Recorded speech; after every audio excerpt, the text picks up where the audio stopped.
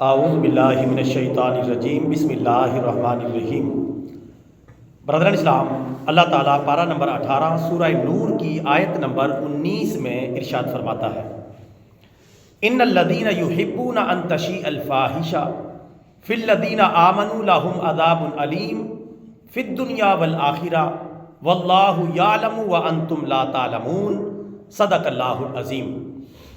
اس آیت کریمہ کا ترجمہ یہ ہے، بے شک وہ لوگ جو مسلمانوں میں بے حیائی پھیلانے کو، فحاشی پھیلانے کو پسند کرتے ہیں، ان کے لیے دنیا اور آخرت میں دردناک عذاب ہے، اور اس دردناک عذاب کی شدت کو اللہ تعالیٰ جانتا ہے اور تم نہیں جانتے۔ برادران اسلام، آیت کریمہ اور اس کا ترجمہ آپ نے سماعت فرما لیا۔ اب اس آیت کریمہ کا مختصر مفہوم سماعت فرمائیں۔ سب سے پہلے اس بات کو سمجھنا ضروری ہے تاکہ پوری آیت کریمہ اپنے پورے پس منظر کے ساتھ ہماری سمجھ میں آ جائے۔ سب سے پہلے اس بات کو سمجھنا ضروری ہے کہ فحاشی اور بے حیائی کسے کہتے ہیں، تاکہ ہمیں پتہ چلے کہ اللہ تبارک و تعالیٰ اس آیت کریمہ میں کس کام سے منع کر رہا ہے، اور اس پر جو دھمکی عذاب کی دے رہا ہے وہ کام کیا ہے۔ وہ کام ہے بے حیائی اور فحاشی۔ اب سوال یہ کہ بے حیائی اور فحاشی کی کیا تعریف ہے؟ برادران اسلام، بے حیائی اور فحاشی کی اگر ہم گہرائی کے ساتھ تعریف کریں تو ہر وہ کام جو قرآن و سنت کی تعلیمات کے خلاف ہو وہ بے حیائی اور فحاشی ہے، کیونکہ اللہ تعالیٰ کی کسی بھی قسم کی نافرمانی کرنا جائز نہیں ہے، اور اپنے پیارے آقا صلی اللہ علیہ وسلم کے فرمودات کی کسی بھی درجے میں حکم عدولی اور نافرمانی کرنا جائز نہیں۔ تو ہر کام جو قرآن و سنت کے خلاف ہو اسے سر انجام دینا یہ بھی بے حیائی اور فحاشی ہے۔ مثلا جان بوجھ کے نماز چھوڑ دینا بھی ایک اعتبار سے بے حیائی ہوگی، یعنی بے حیائی کی انتہا ہے کہ اللہ تعالیٰ کا حکم ہے، قرآن و سنت اس پر گواہ ہیں، اور سینکڑوں مرتبہ نماز کا حکم آیا ہے، لیکن ایک بندہ خود سر بنا ہوا ہے اور وہ نماز نہیں پڑھتا، یا نماز پڑھنے کو اپنی شان کے خلاف سمجھتا ہے، یا اللہ تعالیٰ کے گھر میں آنے سے گریز کرتا ہے اور اللہ کی بارگاہ میں نہیں جھکتا، تو یہ بھی بے حیائی کی ایک قسم ہے کہ وہ اللہ تعالیٰ کی فرما برداری نہیں کر رہا۔ یہ تو ہے اصل تعریف، لیکن عام طور پہ بے حیائی اور فحاشی کا لفظ جہاں استعمال کیا جاتا ہے وہ ہے میرے بھائیوں عورتوں کا بے پردہ پھرنا، اسی طرح مردوں کا بد نظری اور بد نگاہی کرنا، اسی طرح مخلوط ماحول پیدا کرنا جس میں مرد و عورت کے لیے ایک دوسرے کو تاکنے، جھانکنے اور آنکھیں چار کرنے کا مکمل موقع دستیاب ہو، ایسا کوئی بھی ماحول ہے، کہیں بھی ہے، وہ بے حیائی ہے۔ اسی طرح ناچنا، گانا، اسی طرح موسیقی کا استعمال کرنا، گانے بجانے کا استعمال کرنا، اسی طرح میڈیا کا غلط استعمال کرنا، اس میں بے حیائی، فحاشی، عریانی کو پروموٹ کرنا، یعنی بد نظری، بد نگاہی، بے پردگی کی حوصلہ افزائی کرنا، حتیٰ کہ اگر وہ اشتہارات بھی کیوں نہ ہو۔ میڈیا چینل کے اوپر جو اشتہارات چلتے ہیں اکثر اشتہارات ایسے ہوتے ہیں، یعنی موٹر سائیکل کا اشتہار ہے، صابن کا اشتہار ہے، لیکن اسے نیم برہنہ عورت اسے پیش کر رہی ہے۔ وہ صابن کا اشتہار ہے، موٹر سائیکل کا اشتہار ہے، یا کسی اور چیز کا اشتہار ہے، اسے پروموٹ کرنے کے لیے کمپنیاں استعمال کرتی ہیں بے حیا اور بے پردہ عورت کو، اور آپ دیکھتے ہیں کہ میڈیا پر ایسے اشتہارات آتے رہتے ہیں۔ یہ بھی بے حیائی اور فحاشی اور عریانی ہے، اور اس کا ارتکاب کون کر رہے ہیں؟ وہ کمپنی مالکان اور میڈیا مالکان، پیسہ بٹورنے کے لیے اور اپنی جائیداد اکٹھی کرنے کے لیے، اپنے بینک بیلنس کو بھرنے کے لیے یہ کام وہ کرتے ہیں۔ ان کا پیٹ نہیں بھرتا، حالانکہ یہ اربوں خربوں میں کھیل رہے ہیں میڈیا مالکان، لیکن ان کا پیٹ نہیں بھرتا۔ کیوں بھرے؟ کیونکہ ہمارے پیارے آقا صلی اللہ علیہ وسلم نے ارشاد فرمایا، دنیا کی کوئی چیز یا بڑی سے بڑی دولت بھی آدم کے بیٹے کا، انسان کا پیٹ نہیں بھر سکتی۔ اس کا پیٹ تو قبر کی مٹی بھرے گی، قبر کی مٹی جا کے ان کا پیٹ بھرے گی تو ان کا پیٹ بھرے گا، ورنہ اس سے پہلے ان کا پیٹ بھرتا نظر نہیں آتا۔ چونکہ یہ بے حیائی میں آگے سے آگے بڑھتے چلے جا رہے ہیں۔ آپ تمام ٹی وی چینل مالکان کو دیکھ لیں، ان کے میڈیا مالکان کو دیکھ لیں، اس طرح میڈیا کو خود دیکھ لیں، electronic media, print media, social media, ہر طرح سے بے حیائی کو پھیلا رہا۔ بس اسے ریٹنگ چاہیے، اپنی مشہوری چاہیے، نمبر 1 پہ آنا چاہیے، ان کا یہ یعنی ٹارگٹ ہے۔ انہیں اس بات سے کوئی غرض نہیں کہ معاشرہ تباہ ہو رہا ہے، بے حیائی پھیل رہی ہے، ہم شیطان کے راستے پر چل رہے ہیں اور اللہ عز و جل اور اس کے پیارے رسول صلی اللہ علیہ وسلم کی تعلیمات کی خلاف ورزی کر رہے ہیں۔ اسی طرح یوٹیوبر حضرات، ٹک ٹاکر حضرات، اور اسی طرح فیس بکر اور انسٹاگرام یا دیگر جو سوشل میڈیا اپلیکیشنز ہیں، ان کا غلط استعمال کرنے والے، چاہے وہ مرد ہیں چاہے وہ عورتیں۔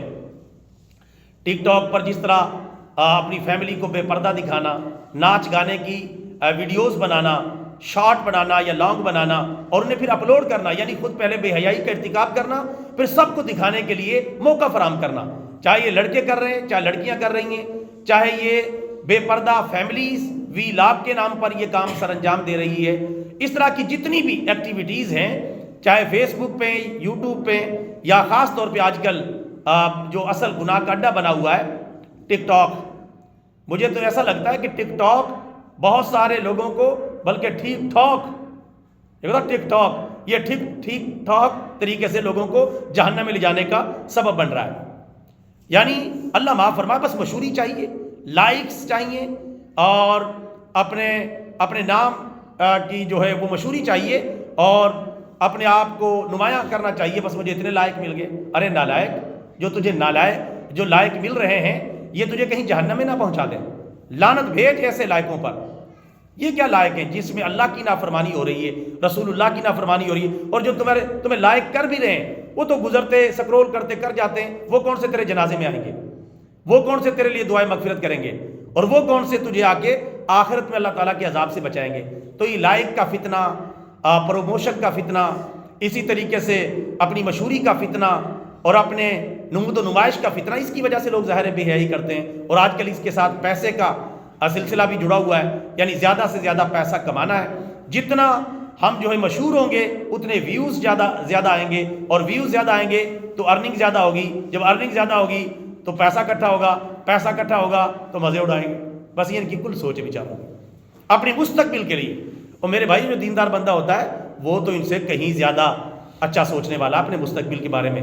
یہ بیچارے جن کے سامنے صرف دولت، گاڑیاں، پلازے، مال و دولت، جائیدادیں، حکومت، اقتدار یا اس طرح کی دیگر چیزیں، فیمس ہونا، یہ چیزیں جن کے پیش نظر ہیں، بیچارے یہ تو ذہنی طور پر بھی بالکل چھوٹے سے ہیں، کیونکہ ان کی سوچ کیا ہے؟ زیادہ سے زیادہ اچھا میں زندگی گزاروں، اچھا کھانا کھاؤں، اچھے مکانوں میں رہوں، ہوائی جہازوں میں سفر کروں، باہر کے ملک نکل جاؤں۔ بس ان کی کل سوچ بیچاروں کی اتنی سی ہے، یعنی ان کی سوچ پہ بھی ماتم ہے، ان کی سوچ بھی اتنی کمزور ہے کہ کتنی گھٹیا سوچ تک لے کے بیٹھے ہیں۔ ایک حد تک ہوتا تو پھر تو کوئی بات نہیں، لیکن اسی کام کو لے کر ہر گناہ کرنا، ہر بے حیائی پھیلانی، ہر غلط کام سر انجام دینا، ایسی ویڈیوز بنانا وغیرہ وغیرہ، کوئی بھی ایسا کام کرتا ہے صرف اس نیت سے، اس کی تو سوچ ہی بڑی چھوٹی سی ہے۔ اور جو مسلمان ہے، دیندار ہے، قرآن و سنت پر چلنے والا مسلمان، اس کی سوچ تو سبحان اللہ، اس کی سوچ تو ہے کہ دنیا کو میں بطور ٹیشو پیپر استعمال کروں گا، اور میں دنیا کو اپنی پرائرٹی اور ترجیح نہیں بناؤں گا، دنیا کو میں بقدر ضرورت استعمال کروں گا۔ ہتھ کار ول دل یار ول، اللہ بس باقی ہوس، اللہ گاڈ باقی فراڈ۔ دنیا کو استعمال کروں گا لیکن بطور ٹیشو پیپر، کیونکہ ٹیشو پیپر کی ضرورت بھی پڑتی ہے، تو اتنا میں استعمال کروں گا جہاں جائز دائرہ کار ہے۔ اللہ تعالیٰ نے دنیا استعمال کرنے سے منع نہیں کیا، اچھا لباس پہنے، اچھا کھانا کھائیں، اچھی رہائش اختیار کریں، اللہ منع نہیں کرتا اس کام سے، لیکن گناہ کے ذریعے، بے حیائی کے ذریعے، ناجائز مالوں کے ذریعے تب اللہ تعالیٰ منع کرتا ہے۔ ورنہ تو 20ویں سپارے میں سورۃ القصص میں اللہ تعالیٰ فرماتا ہے وَلَا تَنْسَ نَصِيبَكَ مِنَ الدُّنْيَا، اور دنیا میں سے بھی تم اپنے حصے کو نہ بھولو۔ اللہ تعالیٰ تو ہمیں یہ بتا رہا ہے دنیا میں جو جائز طریقے سے تمہیں مل رہا ہے وہ حاصل کرو۔ اور ہماری تو دعا ہی یہی ہے جو روزانہ ہم مانگتے، ربنا آتینا فی الدنیا حسنہ وفی الآخرۃ حسنہ وقنا عذاب النار۔ یہ ہمارے پروردگار ہماری دنیا کو بھی شاندار بنا اور ہماری آخرت کو بھی شاندار بنا، اور ہمیں جہنم کے عذاب سے بچا، مطلب یہ کہ جنت میں داخل فرما۔ ہماری تو دعا ہی یہی، اور ہماری دعا میں بھی دنیا پہلے آ رہی ہے، ربنا آتینا فی الدنیا حسنہ وفی الآخرۃ حسنہ، دنیا پہلے آخرت بعد میں، ترتیب یہی ہے کہ دنیا میں رہنا ہے، اس کے بعد آخرت کا حساب کتاب ہے۔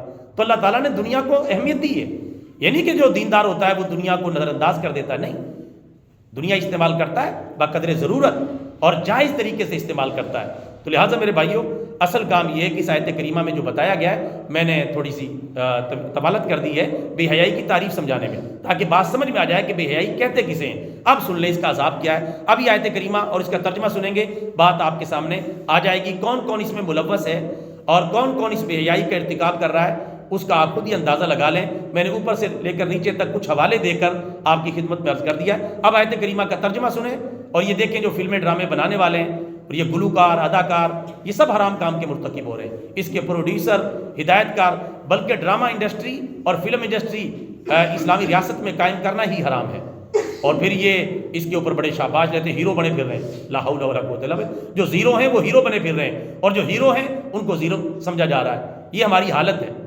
تو اب آیت کریمہ کا ترجمہ سنیں۔ اللہ تعالیٰ ارشاد فرماتا ہے پارہ نمبر 18 سورہ نور کی آیت نمبر 19 میں، بے شک وہ لوگ جو مسلمانوں میں بے حیائی پھیلانے کو پسند کرتے ہیں، ان کے لیے دنیا و آخرت میں دردناک عذاب ہے، اور اس دردناک عذاب کی شدت کو اللہ تعالیٰ جانتا ہے اور تم نہیں جانتے۔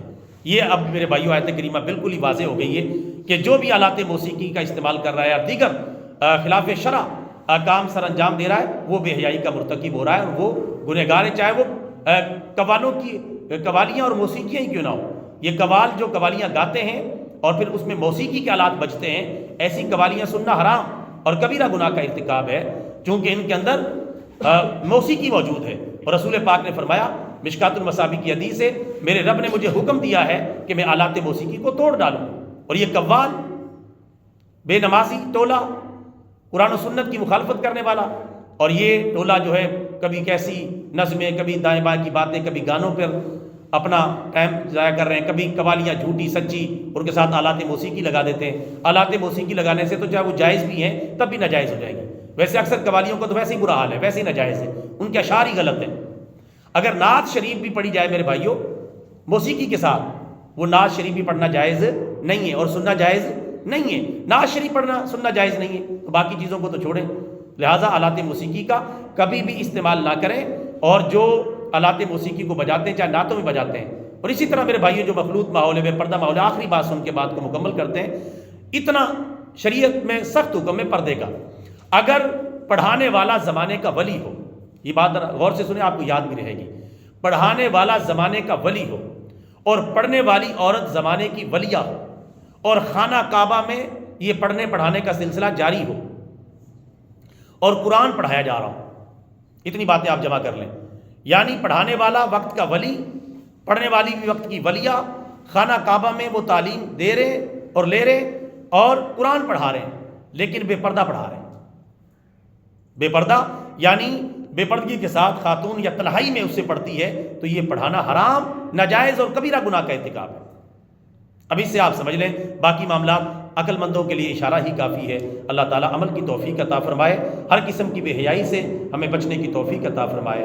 آمین ثم آمین، وما علینا الا البلاغ المبین۔